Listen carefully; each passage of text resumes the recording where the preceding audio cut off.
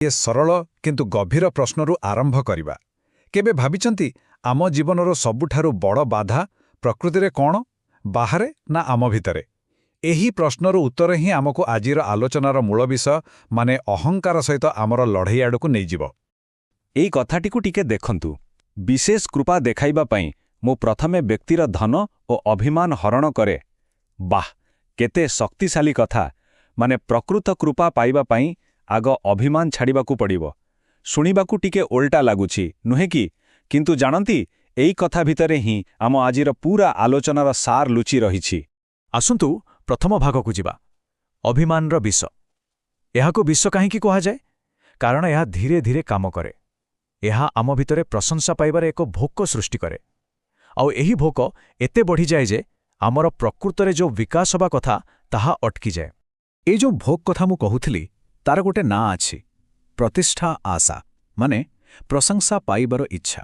ଏହା ଠିକ୍ ଗୋଟେ ଚୁମ୍ବକ ଭଳି ଆମକୁ ସବୁବେଳେ ବାହାର ଦୁନିଆର ସ୍ୱୀକୃତି ଆଡ଼କୁ ଟାଣୁଥାଏ। କିଏ ମୋ ବିଷୟରେ କ'ଣ କହିଲା, ସେମାନେ ମୋତେ ଭଲ ଭାବୁଛନ୍ତି ତ, ଏମିତି ଭାବନାରେ ଆମେ ବାନ୍ଧି ହେଇଯାଉଁ। ଏହା ଏମିତି ଏକ ଅଦୃଶ୍ୟ ବେଡ଼ି ଯାହା ଭଲ ଭଲ ଲୋକଙ୍କୁ ବି ଆଗକୁ ବଢ଼ିବାକୁ ଦିଏନି। ଆଉ ଯେତେବେଳେ ଏହି ଅହଙ୍କାର ସାଙ୍ଗରେ ଧନ ଆଉ କ୍ଷମତା ମିଶିଯାଏ, ସେତେବେଳେ ତ କଥା ସରିଲା। ଏହା ବିନମ୍ରତାକୁ ସମ୍ପୂର୍ଣ୍ଣ ନଷ୍ଟ କରିଦିଏ। ଲୋକ ନିଜକୁ ଏତେ ବଡ଼ ଭାବିବାକୁ ଲାଗେ ଯେ ସେ ଆଉ କାହାକୁ ଦେଖିପାରେନି। ତା ଆଖିରେ ସମସ୍ତେ ଛୋଟ ଦିଶନ୍ତି, ଏପରିକି ଭଗବାନ ବି। ସେହି ମୁଁ ହିଁ ସବୁକିଛି ବାଲା ଭାବନା ତାକୁ ପୂରାପୂରି ଅନ୍ଧ କରିଦିଏ। ଏହାର ଏକ ଜବରଦସ୍ତ ଉଦାହରଣ ହେଉଛି କୁବେରଙ୍କ ଦୁଇ ପୁଅ ନଳକୂବର ଆଉ ମଣିଗ୍ରୀବଙ୍କ କାହାଣୀ। ସେମାନଙ୍କ ପାଖରେ ସବୁକିଛି ଥିଲା, ଧନ, ଯୌବନ, ସୌନ୍ଦର୍ଯ୍ୟ, କିନ୍ତୁ ଏହିସବୁ ଜିନିଷ ସେମାନଙ୍କୁ ଏତେ ଗର୍ବୀ କରିଦେଲା ଯେ ସେମାନେ ଋଷି ନାରଦଙ୍କୁ ଦେଖି ତାଙ୍କୁ ପରିହାସ କଲେ। ଆଉ ତାପରେ କ'ଣ ହେଲା? ସେହି ଅଭିମାନ ହିଁ ସେମାନଙ୍କର ପତନର କାରଣ ସାଜିଲା। ଏଇଟା ଗୋଟେ ଶକ୍ତିଶାଳୀ ଶିକ୍ଷା, ନୁହେଁ କି? ଠିକ୍ ଅଛି, ତେବେ ଆମେ ଅଭିମାନର ବିଷ ବିଷୟରେ ତ ଜାଣିଲେ, କିନ୍ତୁ ପ୍ରତ୍ୟେକ ବିଷର ଗୋଟେ ଅମୃତ ଥାଏ। ଏଠି ସେ ଅମୃତତା କ'ଣ? ତାହା ହେଉଛି ବିନମ୍ରତା।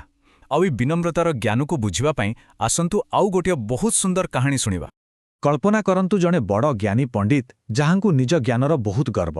ତାଙ୍କ ଗୁରୁ ତାଙ୍କୁ ଗୋଟେ ଅଜବ କାମ ଦେଲେ, 6 ଦିନ ଭିତରେ ନିଜଠୁ ଛୋଟ କିଛି ଖୋଜି ଆଣିବାକୁ। ପଣ୍ଡିତ ଭାବିଲେ ଏଇଟା ତ ବହୁତ ସହଜ କାମ। କିନ୍ତୁ ଯେତେବେଳେ ସେ ଖୋଜିବା ଆରମ୍ଭ କଲେ, ସେ ଦେଖିଲେ ଯେ ସାଧାରଣ ଲୋକଙ୍କ ପାଖରେ ବି ଏମିତି ଗୁଣ ଅଛି ଯାହା ତାଙ୍କ ପାଖରେ ନାହିଁ। ସେ ପ୍ରକୃତିକୁ ଦେଖିଲେ, ପଶୁ, ପକ୍ଷୀ, ଗଛ ସମସ୍ତେ ନିଜ ନିଜ ଜାଗାରେ ଶ୍ରେଷ୍ଠ।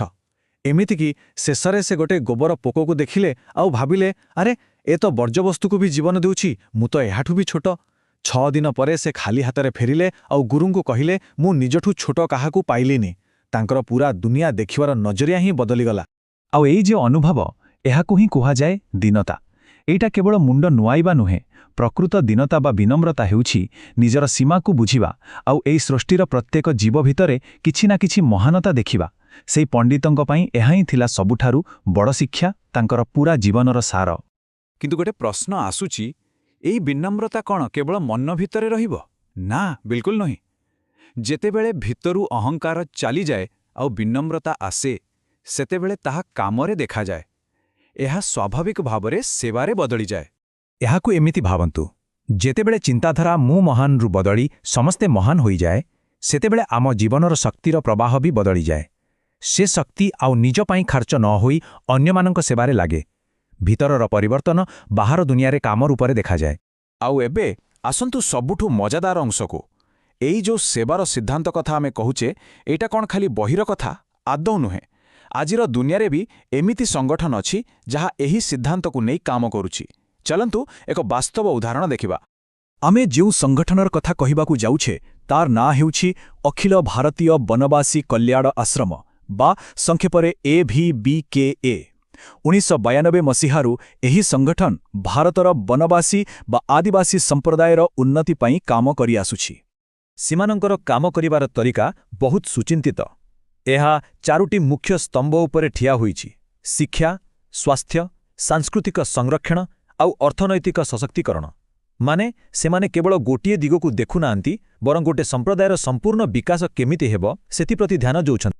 ଆଉ ସେମାନଙ୍କ କାମର ପରିସର କେତେ ବଡ଼, ଟିକେ କଳ୍ପନା କରନ୍ତୁ। କେବଳ ଶିକ୍ଷା କ୍ଷେତ୍ରରେ ସେମାନେ ହଜାର ହଜାର ସଂଖ୍ୟାରେ ଏକଲ ବିଦ୍ୟାଳୟ ଚଳାଉଛନ୍ତି।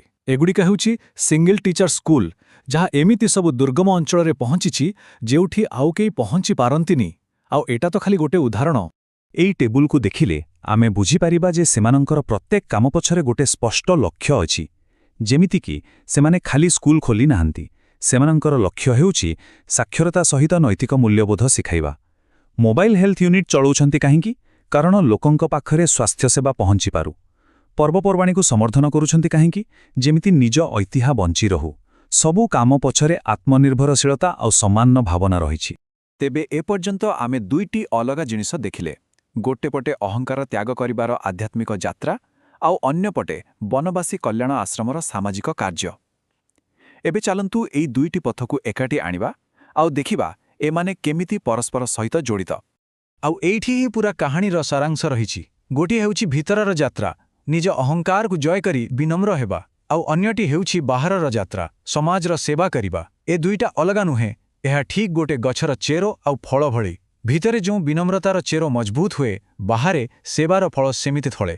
ଆଉ ସେବା କଲେ ଭିତରର ବିନମ୍ରତା ଆହୁରି ଗଭୀର ହୁଏ। ଗୋଟିଏ ବିଚାରର ଏହା ହେଉଛି ଦୁଇଟି ସୁନ୍ଦର ଅଭିବ୍ୟକ୍ତି।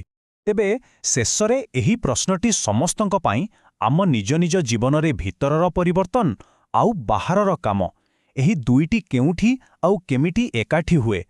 ଏହି ଚିନ୍ତା ସହିତ ଆଜିର ଆଲୋଚନାକୁ ଏଇଠି ଶେଷ କରୁଛେ। ଆମ ସହିତ ଯୋଡ଼ି ହୋଇଥିବାରୁ ବହୁତ ବହୁତ ଧନ୍ୟବାଦ।